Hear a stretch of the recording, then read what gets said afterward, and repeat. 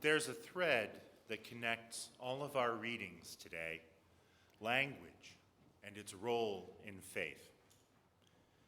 Language can be weird. Language is, by its very nature, always an abstraction. Consider the word apple. Visualize an apple in your mind. I'm doing it as well. Do you have one? Is your apple red or green? Does it have spots, or is it smoothly colored? Does it have a stem still attached? Mine is green and smooth with a stem. And of course, there's no right or wrong answer. The word apple contains all the versions of an apple that any of us might imagine. A Chinese philosopher named Lao Tzu, about 500 years before the time of Jesus, began a book by saying, "The name that can be named is not the eternal name." The name of a thing is not and cannot be the thing itself. It's just a shorthand or an abbreviation. And it can't mean the exact same thing for you as it does for me. Fruit figure into our first reading. Because Adam and Eve ate of the forbidden fruit, perhaps an apple, they immediately knew they were naked. So, of course, God asked them, "Who told you that you were naked?" Indeed, he could have asked them how they even came to know what the word naked meant. We have all had the joy of learning a new idea, some concept that we had never considered before. This, unfortunately, is the exact opposite of that feeling. Adam and Eve suddenly knew that there was this thing called being naked, and it was bad, and so they hid from the Lord. The writer of Psalm 130 explores this a little further. He asks, "If you, Lord, were to note what is done amiss, O Lord, who could stand?" In other words, if the Lord were to focus on every mistake, every error, we would all despair in our failure before him. Surely, the Lord knows ways that we fail to measure up, that we might not even know, that we might not even have the words for. But in the next verse, the psalmist assures us, "For there is forgiveness in you, therefore you shall be feared." The strength in God is not that he can see all and can know us in ways that we don't even have the words to describe, but that he can forgive and love us even in that knowledge. In Paul's second letter to the Corinthians, he says, "I believed and so I spoke. We also believe and so we speak." Later, he says, "We look not at what can be seen, but at what cannot be seen." Sounds a little like our quote from Lao Tzu, doesn't it? Things that we know but cannot say, experience but cannot see.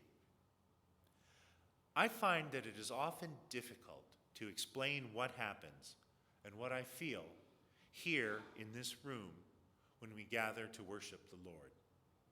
This experience, right now, does not lend itself to the everyday language that we normally use.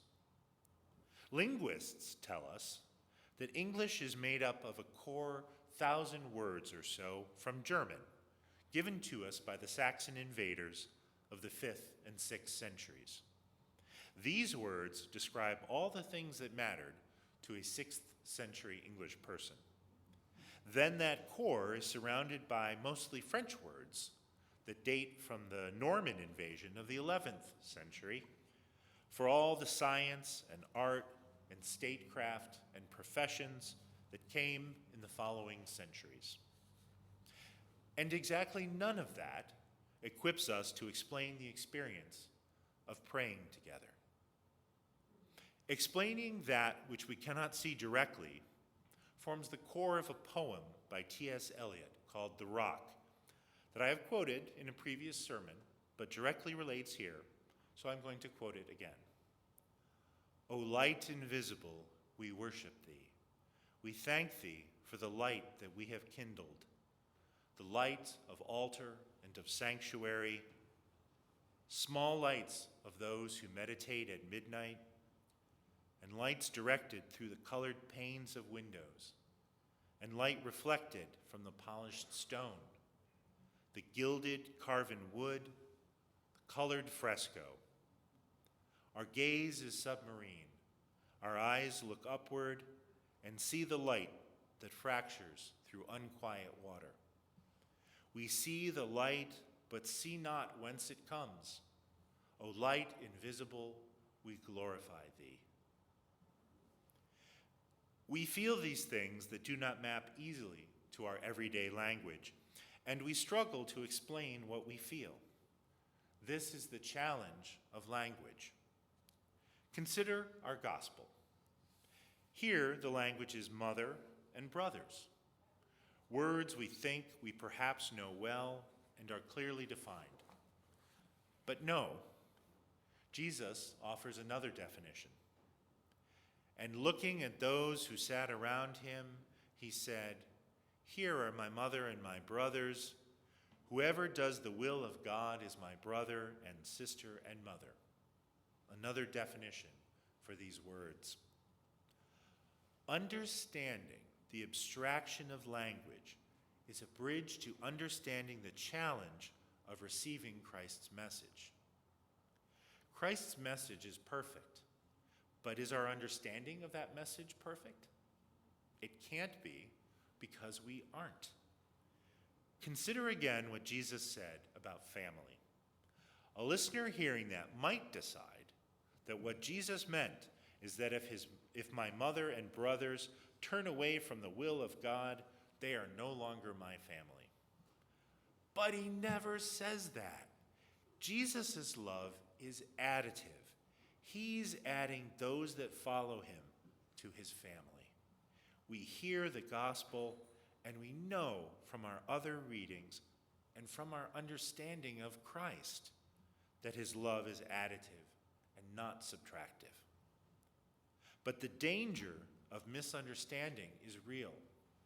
God's message is infallible, but our reception of it is unfortunately not so. This is where we have to call upon our understanding and experience with that which cannot be seen and which cannot be named. We feel the power of God and the sacrifice of Jesus Christ here in this room this morning.